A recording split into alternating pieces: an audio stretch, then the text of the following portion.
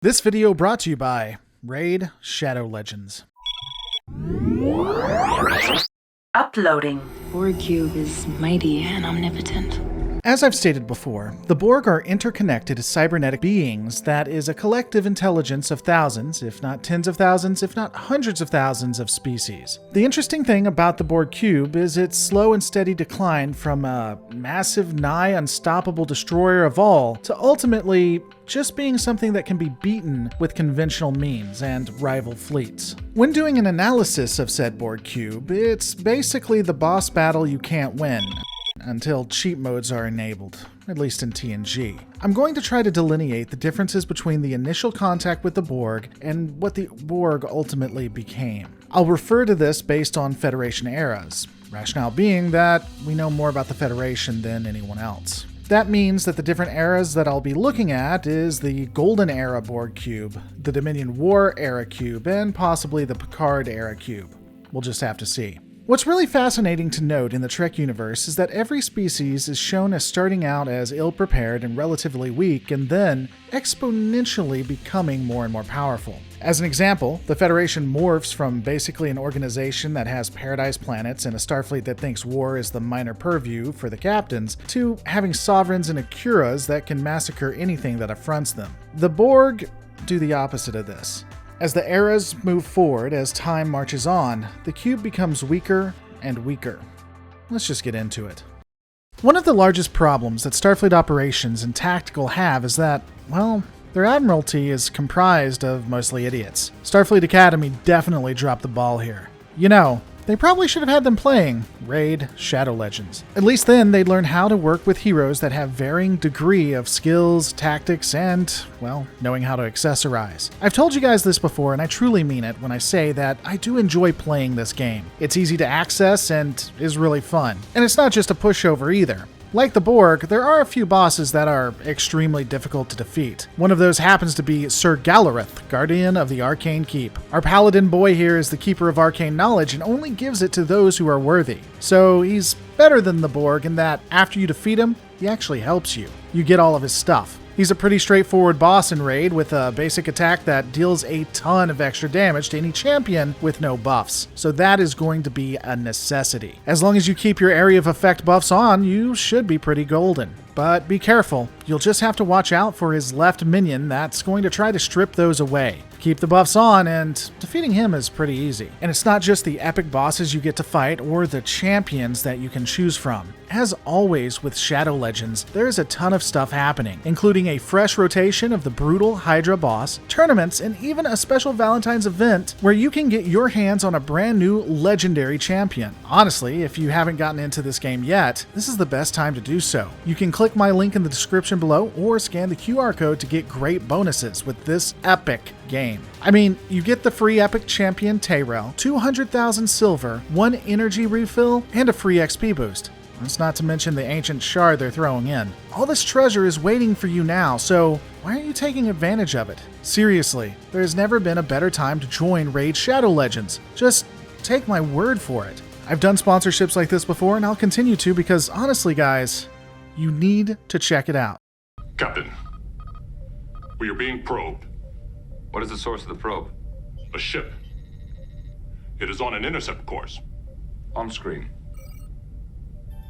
The Borg Cube is the frontline vessel of the Borg Collective. This starship, if we want to call it that, is generally the first thing sent to various species that the Collective intends to assimilate. It is a massive behemoth that has a width of 3,037 meters, or 1 mile for the normies, a height of 3,037 meters, and it is, wait for it, 3,037 meters long. That means that if you ran from one side of the ship to the other, then along the ship, and then up the ship, you've run 3 miles. It's absolutely massive, with most other vessels being able to fit within it. That's something we'll bring up in the near future, so hold on. One of the main features of the vessel is the fact that it is decentralized. There is no bridge, no engineering, no holosuites, nor anything else. The vessel works as its own being, like it's alive. At least the Federation Golden Era cubes do. This allows it to repair itself and react instantaneously. The ship can still remain viable and in a fight, with even 78% of it destroyed.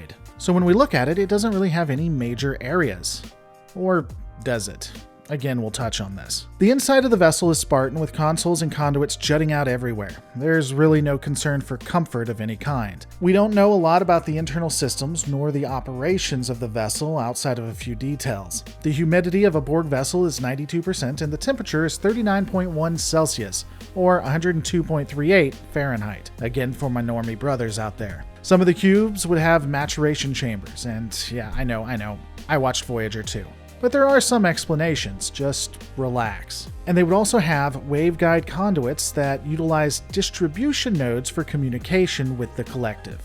Apparently, due to the way the exterior design is made, a green emanation occurs within the vessel itself. At least that's the fanfiction I've read for why they use green. I personally think the Borg are just huge fans of Romulans. As I somewhat discussed before, a Borg ship is both alive and not at the same time. When the vessel takes damage, it begins to repair itself, at will. The ship will literally start repairing before any drones or anything else can address the damage. Borg drones will ultimately try to repair the ship itself if things get too dire. In the Picard era, possibly something that started during the Dominion War era, the vessel would utilize small microbots to repair the hull and internal systems. It's not known if this was due to massive damage or knowledge that the Borg assimilated to begin making repairs in this fashion. Personally, I think this may be a way for the Borg to increase its ability to fight from 78% to something larger. Perhaps they assimilated Federation ships or something else that had these microbots and they saw the use of them. The propulsion systems of the cube are wholly unknown. It does have something that is similar to conventional warp drive, which appears to be much faster than that of the Galaxy class, but again, we can't be sure. We see that a cube can beat or exceed warp 9.6 at a minimum. Personally, I don't actually believe that they are using warp, but if it is, then it remains an oddity that they are able to do so, given that they don't have nacelles. However, the more interesting piece is perhaps the vessel's ability to utilize transwarp. This is done through a network of transwarp hubs. The ships move nearly instantaneously throughout the alpha, beta, delta, and gamma quadrants. However, in order to do this, the Borg manipulate literal time itself. The vessels move through the transwarp corridors by projecting a structural integrity field that compensates for the gravimetric shear. During this time, they additionally create a chronoton field that is projected for them to stay in a temporal sync.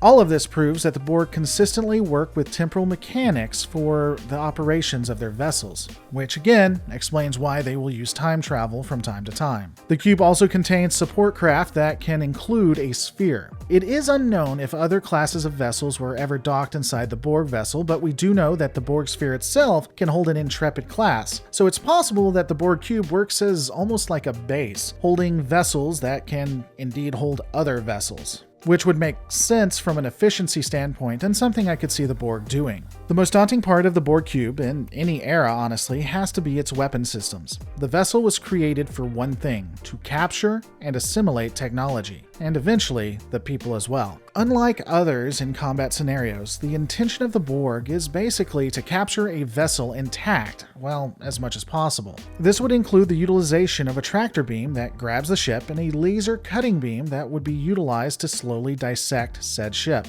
While this beam could be used offensively, it was only ever done in so when the vessel didn't care about another ship, or again, it was a dire situation.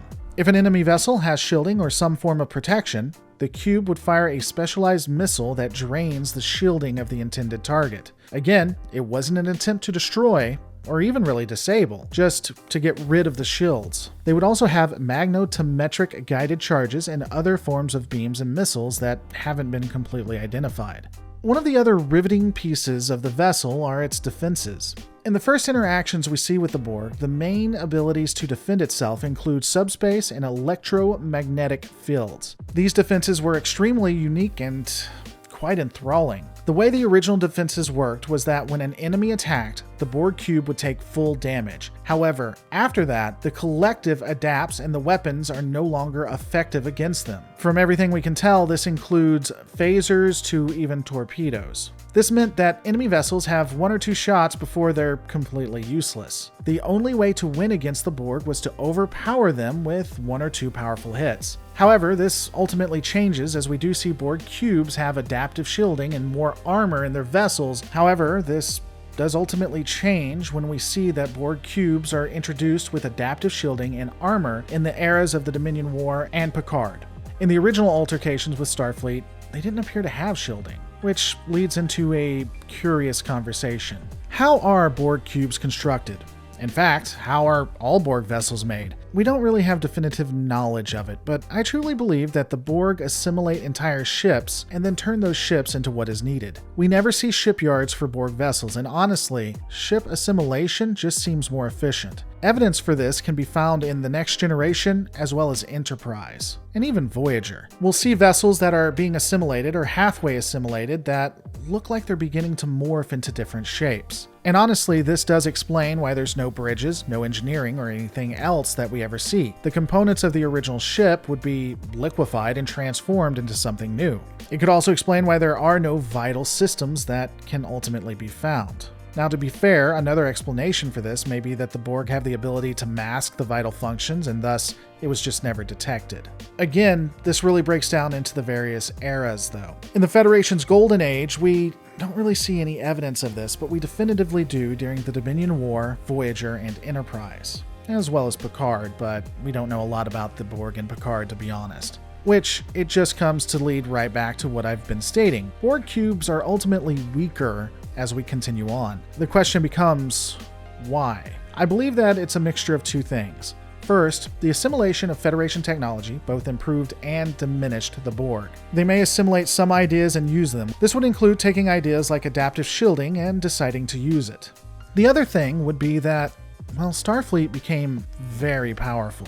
The Federation had a potential the Borg either didn't anticipate or did anticipate and then attempted to quote-unquote farm them. I've done a video on that, but I think I really need to do a better essay, and that'll probably come in the near future. To be fair though, even in a weakened state, the Borg are still the most powerful and apocalyptic entity that modern Starfleet, well, modern in the 24th century, had ever seen. Even during the Dominion War era, they would continue to be a problem for a long time. I would even say that the Borg in the Picard era are probably pretty devastating. The Borg cubes that we are aware of include Cube 461, Cube 630, Cube 1184, and Cube 90182. And cubes that we don't have designations for include the Artifact, First's Cube, and Locutus's Cube. When we take a look at behind the scenes, we do see that there is some evidence of my theory that every ship becomes like a Borg cube or whatever the Borg need it to be. As an example, in the Enterprise's Regenerations script, the corridors of Transport Arctic 1 were supposed to be indistinguishable from a Borg cube. That perhaps indicates that this vessel was meant to become one. The Borg cube was originally created to be completely alien and geometric, making it so different that it would scare audiences, and I think they hit that goal. In the end though, what do you guys think of the Borg cube? Let me know in the comments below. Don't forget to rate, comment, subscribe, and I'll see you on the next Lore Reloaded.